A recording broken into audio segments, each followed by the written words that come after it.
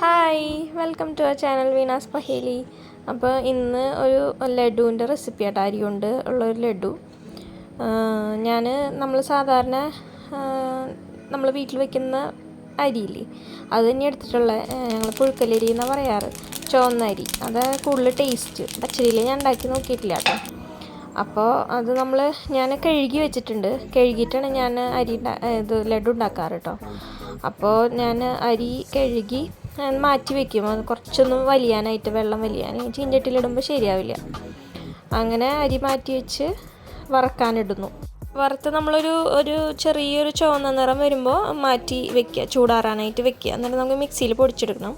പിന്നെ അതിലേക്ക് നാളികേരം വേണം. അപ്പം ഞാൻ ഒരു കപ്പ് അരിക്ക് അരമുറി നാളികേരമാണ് എടുത്തത്. വേണമെങ്കിൽ മുക്കാൽ നാളികേരം കൂടുതൽ ഉണ്ടാകുന്നത് രസമാണ്.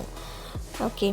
പിന്നെ ഇത് ശർക്കര പിന്നെ വേണ്ടത് നമുക്ക് ശർക്കരയാണ്. ശർക്കര ഒരു 3 ബെല്ലം എന്ന് പറയും, 3 കഷ്ണമില്ലേ അത്.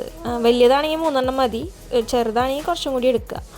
അത് ഇങ്ങനെ തിളപ്പിച്ച്, അതായത് നമ്മൾ പാനിയാട്ടോ എടുക്കുന്നത്.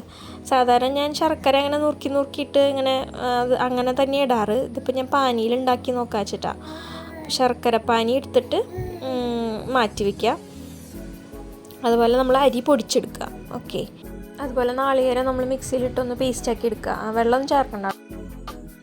പിന്നെ നമ്മൾ ശർക്കരപ്പാനി എടുത്തിട്ട് കുറേ നേരം വെക്കരുത്, അത് ടൈറ്റായി പോവും. അപ്പോൾ നമുക്ക് പിന്നെ ആദ്യം അത് ചൂടാക്കി എടുക്കേണ്ടി വരും. പിന്നെ ഒന്നുമില്ല, നമ്മൾ ഈ പൊടി പൊടിച്ചതിലേക്ക് നാളികേരവും അതുപോലെ ശർക്കരയുടെ പാനിയും ചേർത്ത് നന്നായിട്ട് മിക്സ് ചെയ്ത് കുഴച്ച്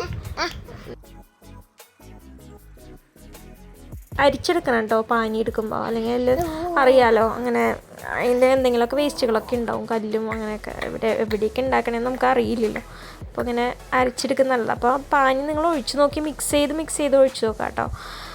കാരണം എന്ന് വെച്ച് കഴിഞ്ഞാൽ അല്ലെങ്കിൽ കൂടുതലായി കഴിഞ്ഞാൽ ആകെ ഒട്ടും അങ്ങനെ. അപ്പോൾ പിന്നെ ശർക്കര പാനി ഉണ്ടാക്കുമ്പോൾ അധികം വെള്ളം ഒഴിക്കണ്ട, അറിയാൻ തോന്നുന്നു. അല്ലെങ്കിൽ പിന്നെ ഇത് ഒരുക്കി വരുമ്പോൾ പിന്നെ ആകെ വെള്ളമാവും. ഓക്കെ. പിന്നെ ഒന്നുമില്ല, അതുപോലെ മിക്സ് ചെയ്ത് നമ്മുടെ ഇഷ്ടമുള്ള വലിപ്പത്തിന് ഇങ്ങനെ ഉരുട്ടി ലഡു ആക്കി എടുക്കുക. അത്രയേ ഉള്ളൂ.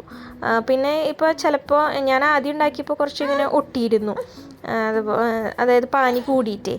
അപ്പോൾ കുറച്ച് നേരം കഴിയുമ്പോൾ പ്ലേറ്റിലൊക്കെ ടേസ്റ്റൊക്കെ ഉണ്ടായിരുന്നു, ഒട്ടിയിട്ടതുണ്ടായിരുന്നു. പക്ഷേ കുറച്ച് കഴിയുമ്പോൾ അത് വലിയ കിട്ടും. നമ്മൾ കഴിക്കുമ്പോൾ ഇത്തിരി ലൂസ് പോലെ ഇങ്ങനെ പേസ്റ്റ് പോലെ ഇരിക്കും. പക്ഷെ കുറച്ച് കഴിയുമ്പോൾ അത് കറക്റ്റ് സെറ്റായി നല്ല അവിടെ ഇവിടെ തൊട്ടാണ്ടും പൊട്ടാണ്ടൊക്കെ കറക്റ്റ് കിട്ടും. അപ്പോൾ എന്തായാലും ഉണ്ടാക്കി നോക്കണം, ഫീഡ്ബാക്ക് അറിയിക്കണം, സപ്പോർട്ട് ചെയ്യാം കേട്ടോ. Thank you.